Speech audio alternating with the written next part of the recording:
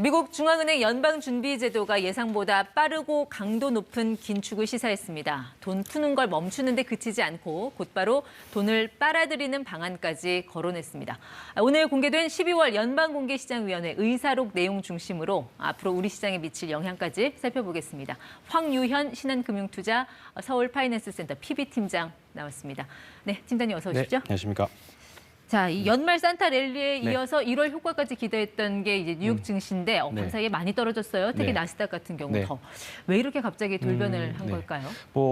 작년 말부터 시작된 이제 미국 랠리가 굉장히 좀 투자자들한테 각광을 받았었고 환호도 했었죠. 그리고 우리나라 증시도 연초에는 기분 좋게 출발을 했습니다. 그리고 사실 어제 공개된 성명서에도 어느 정도 다 알려진 재료이기 때문에 이 정도까지 하락은 어느 정도 변동성은 예상은 했지만 과연 시장에 얼마나 영향을 줄까에 대한 의문이 있었습니다. 그런데 어제 조금 성명서에는 새로운 의견들이 좀 담기면서 그리고 시장 대비해서 좀 더 매파적인 의견이라고 하죠. 시장 좀 긴축에 대한 의견이 좀 더 강하게 담기면서 구체적으로 좀 어떤 언급이 있었습니까? 일단은 금리 인상에 대한 시기입니다. 우리가 작년에 이제 파월 의장이 금리 인상에 대한 의견을 처음 언급을 했을 때 금리를 올린다고 했을 때 변동성 좀 나오긴 했습니다만 이제 어느 정도 시장이 적응을 해갔었고 그리고 내년에 어느 정도 우리가 예상했었던 내용들은 6월 달, 9월 달, 12월 달 정도 그러니까 2022년도에 3번 정도의 금리 인상은 어느 정도 예상을 했었습니다. 그런데 어제 나왔던 내용 중에 하나가 생각보다 빠른 지표들의 개선과 그다음에 고용의 안정 이런 여러 가지 이유로 인해서 3월 달에 할 수도 있다라는 의견을 밝혔기 때문입니다. 그러니까 예상보다 더 일찍, 더 빠르게 기준금리 올리는 게 정당화될 수 있다라는 파월 의장의 언급이 있었는데 그 시기가 3월로 예상이 된다. 이 말씀이신 건가요? 일단은 어제 나왔던 의견들을 종합해 보면 3월에 올리겠다라는 의견이 굉장히 대다수 의원들에서 나왔었고 그리고 우리가 이제 시장에는 이걸 예측하는 확률들이 있는데요. 3월 금리 인상 확률이 한 50%대 이하였다가 이번 주 들어서 갑자기 70%대까지 좀 솟아올랐고요. 그렇다 보니까 시장에서는 생각보다 빠른 긴축으로 인해서 한 번 더 놀라는 그런 움직임을 좀 보여줬었죠. 그렇군요. 그동안 이제 시장에서는 대충 한 6월 정도 금리 인상을 예상했는데 그게 한 석 달 정도 빨라진 거예요. 그리고 이번 회의록에서 보면은 좀 예전에는 없던 개념이 나타났어요. 자, 대차 대조표, 금리 인상 후에 대차 대조표 축소를 시작하는 것이 적절하다. 저 대차 대조표 축소라는 게 어떤 걸 의미하는 겁니까? 쉽게 그냥 연준이 가지고 있는 자산을 매각하겠다라는 건데 이게 매각하겠다라는 의미가 어떤 의미냐면 매각을 하게 되면 우리가 어떤 물건을 팔면 시장에 있는 돈을 받게 되잖아요. 그러니까 연준이 가지고 있는 국채라던가 그다음에 모기지 증권 같은 MBS 같은 채권들을 시장에다가 매각을 하게 되면 시장에 있는 유동성이 연준으로 흘러들어가겠죠. 또는 만기가 되는 국채나 MBS들을 연장을 하지 않고 또 매각을 하게 되면 시장에 있는 자금들이 연준으로 들어가게 되면 자연스럽게 유동성이 흡수가 되고 유동성이 흡수되는 과정에서 항상 미국 주식시장은 변동이 나왔었거든요. 그런 이제 그 영향들이 한국 시장까지도 영향을 미치는 것 같습니다. 그러니까 테이퍼링, 그러니까 돈 푸는 걸 이제 멈추는데 그치지 않고 시장에 있는 돈을 곧바로 빨아들이겠다. 그러니까 테이퍼링, 금리 인상, 그리고 대차대조표 축소까지 거의 긴축 3종 세트 이렇게 보면 되겠네요. 과거에 보면 2015년도에 금리 인상을 했었고요.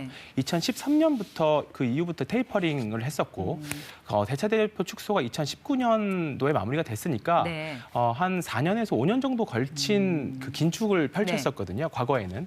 그런데 이번에는 그 3종 세트를 올해 한 번에 언급을 하다 보니까 시장 투자자들이 예상했던 것보다 더 빠른 긴축에 놀랐다 이렇게 보시면 좋을 것 같습니다. 파월이 왜 그렇게 점점 더 매파가 되는 거예요? 왜 이렇게 긴축 속도를 빠르게 가져가려는 거예요? 여러 가지 이유가 있긴 하겠습니다만 FOMC의 가장 큰 목적은 주식시장의 안정이 아니라 금리 물가 안정하고 그다음에 고용 안정입니다. 근데 지금 어제 발표된 민간 고용 지표도 생각보다 굉장히 예상치보다 잘 나왔고요.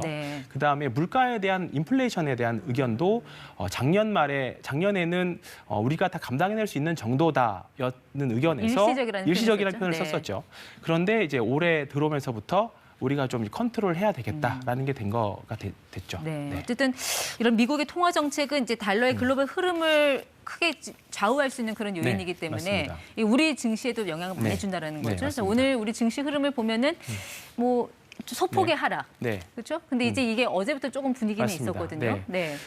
코스피 지수는 오늘 뭐 1% 내외, 그러니까 어떻게 보면 하락률로만 보면 뭐 여차 어느 때든 나올 수 있는 하락 정도로 보이실 수 있는데 오늘 코스닥 지수 같은 경우는 좀 더 큰 폭의 하락을 보였었고 오늘의 하락이 조금 주식 투자자분들이 좀 무서웠었을 이유 중에 하나는 과거에 2021년도 성장 주식들이 굉장히 많이 좀 하락을 좀 심하게 나왔습니다. 네. 그렇다 보니까 작년에 굉장히 강했던 2차 전지라던가 플랫폼 관련 주식들이 이제 금리 인상에는 사실 성장 주식들이 굉장히 조금 영향을 크게 받기 때문에 네. 그런 부분들이 좀 하락 크다 보니까 심리적으로 오늘 좀 타격이 더 컸을 걸로 보이고 코스닥 같은 경우에는 네. 일부 중소형주들은 조금 더 급락도 나오는 그런 흐름이 좀 나왔습니다. 어쨌든 3월에 금리 인상이 네. 실시가 된다면 네. 자, 그 전까지는 계속 주가가 좀 이렇게 울퉁불퉁한 그런 변동성 네. 큰 장세가 이어질 것 같은데 네. 이런 시기에 투자자들은 좀 어떻게 대응을 해야 됩니까? 우리 금리 인상에 대한 이슈는 올 상반기 내내 또는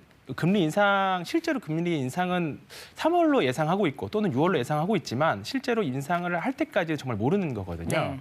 그때까지는 우리가 계속적으로 이 변동성에 올 한 해는 시달려야 될 것 같습니다. 그렇기 때문에 주식 투자를 하는 투자자분이라고 네. 하면 올 한 해만큼은 현금 비중을 일정 부분 가지고 가시는 게 좋습니다. 그러니까 네. 주식시장을 완전히 떠나라 그런 개념보다는 좋은 주식이 오늘처럼 하락했을 때 현금을 가지고 있다면 네. 더 좋은 주식을 싸게 살 수 있는 기회가 될 수 있거든요. 근데 작년 2020년도 코로나 사태 이후에 주식이 급등장에 왔을 때 그때는 사실 어떤 주식을 사도 다 올랐었거든요. 근데 그때의 습관과 그때의 투자 네. 패턴과 올해는 굉장히 좀 많이 달라야겠다라는 예. 생각이고 현금을 가지고 변동성에 좀 대비를 하셔야 되는 게 좋을 것 네, 같습니다. 그러니까 기계적으로라도 좀 현금 비중을 맞습니다. 늘리라는 뜻인데 네. 그게 또 주식 투자를 뭐 쉬어가라 뭐 네, 이런 그런 개념은 아닙니다. 건 아니죠. 네.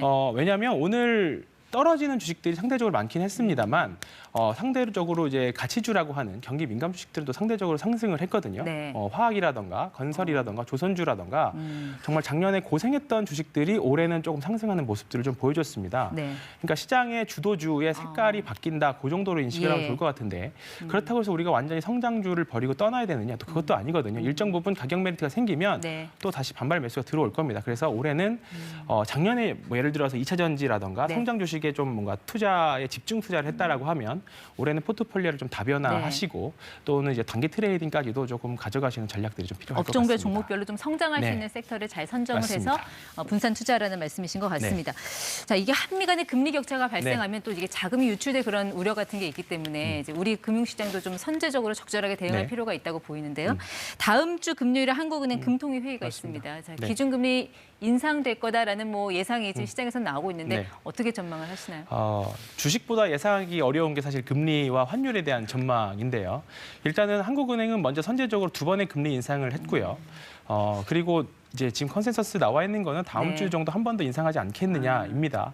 근데 이 부분은 미국도 이제 금리 인상에 대한 부분을 밝혔기 때문에 아마 금리 인상 확률이 좀 높지 않나 개인적으로 그렇게 생각을 하고 그 이후에 금리 인상은 미국이 실제로 어떻게 하는지를 좀 보고 결정하지 않을까 이렇게 좀 조심스럽게 말씀드리겠습니다. 기준금리 인상되면 자 내가 받은 이 담보대출도 같이 올라가는 거 아니야 하는 궁금증이 맞습니다. 있잖아요. 네. 앞으로 또 신규 대출 받으려는 분들도 계실 테고요. 자, 이런 분들한테는 좀 어떤 전략이 필요할까요? 신규 대출 하시려고 하시는 분들은 금리가 오르기 전에 빨리 대출을 받아야겠지라는 생각들을 많이 하실 건데요. 이미 어느 정도 금리 상승분에 대해서는 반영이 돼서 지금 네. 현재 대출이 진행되는 걸로 알고 있고요. 네. 다만 지금 고정금리와 변동금리의 차이가 그렇게 엄청 나지는 않는 상태입니다. 그래서 본인이 받으려고 하는 대출의 네. 종류와 그다음에 만기, 그다음에 네. 중도 상환 수수료 등을 고려하셔서 본인에게 취사 선택을 하시는 게 좋을 것 같습니다. 근데 통상적으로 금리 인상 시기에는 변동금리보다 그렇습니다. 좀 고정금리가 좀 그렇죠. 유리하다고는 하잖아요. 그런데 최근의 추세를 보면은 변동금리가 80%를 넘어요. 이건 또 왜 이럴까요? 아직까지는 변동금리가 고정금리보다는 금리 메리트가 좀 있는 상태입니다. 네.